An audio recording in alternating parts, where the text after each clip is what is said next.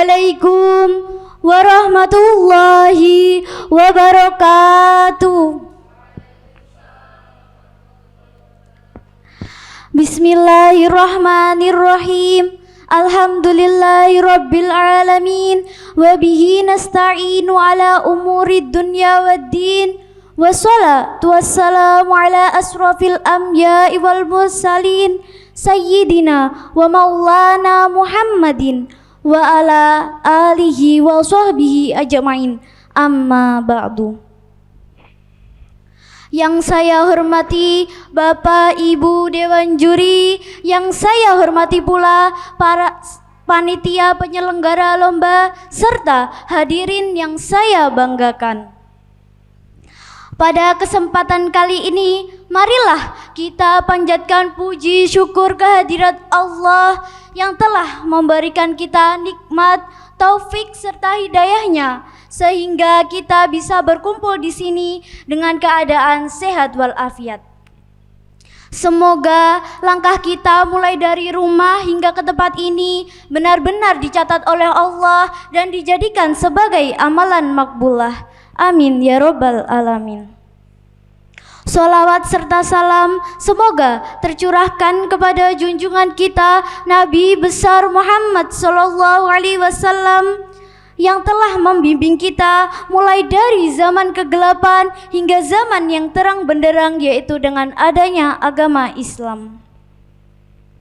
Pada kesempatan kali ini, izinkan saya untuk menyampaikan sebuah pidato tentang zakat dan kesejahteraan umat. Hadirin sekalian, tahukah bahwa kemiskinan saat ini menjadi masalah yang sangat besar di perekonomian kita? Masalah kemiskinan tersebut membuat berjalannya konsep yang kaya semakin kaya dan yang miskin semakin miskin, hanya membuat kaum duafa dan kekurangan menjadi menderita. Dalam polemik tersebut muncullah konsep Islam dengan prinsip keseimbangan dalam pemberdayaan yang dilandaskan pada surat Al-Hasyr ayat 7. A'udzu billahi minasyaitonir rajim. Bismillahirrahmanirrahim. Kaila yakuna dulah bai'u fil ardi wala fis sama.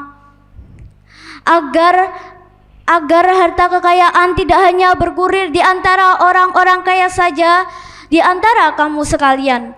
Prinsip tersebut diantaranya dapat diaplikasikan melalui pelaksanaan zakat. Hadirin rahimakumullah, zakat adalah salah satu rukun Islam, lebih tepatnya rukun Islam yang ketiga yang sangat berperan dalam kehidupan kita. Zakat adalah untuk kewajiban untuk kita untuk membantu daripada sesama kita. Seperti yang diperintahkan oleh Allah Subhanahu wa taala dalam surat Al-Baqarah ayat 110. A'udzu billahi minasyaitonir rajim. Bismillahirrahmanirrahim. Wa aqimus sholata wa atuz zakah wa ma tuqaddimu li anfusikum min khairin tajiduhu indallah innallaha bima ta'maluna basir. Hadirin rahimakumullah, zakat adalah suatu ibadah maliyah ijmaiyah yang berposisi sangat strategis dan menentukan pembangunan kesejahteraan masyarakat. Zakat tidak hanya berfungsi sebagai ibadah yang bersifat vertikal kepada Allah, tetapi zakat juga berfungsi sebagai ibadah yang bersifat horizontal kepada sesama manusia. Zakat adalah bila zakat dikelola dengan baik, maka zakat akan bisa menentukan kesejahteraan umat, meningkatkan etos kerja, dan juga untuk sebagai intuisi pemerataan ekonomi. Hadirin sekalian, fungsi zakat, apakah kalian tahu bahwa fungsi zakat sangat banyak? Apa saja ya? Nah, yang pertama, fungsi zakat itu untuk membantu sesama manusia. Yang kedua, fungsi zakat juga sebagai pemerataan ekonomi, agar harta tidak hanya berkumpul di antara orang-orang kaya saja, dan dengan sendirinya taraf orang miskin dan kekurangan bisa menjadi lebih baik dengan pemberdayaan zakat tersebut. Yang ketiga, fungsi zakat adalah untuk mensucikan harta itu sendiri. Hadirin yang dirahmati oleh Allah, zakat adalah untuk membersihkan harta kita dari hak-hak orang miskin, orang yang tidak berharta, dan orang yang terbaring di pinggir jalan. Zakat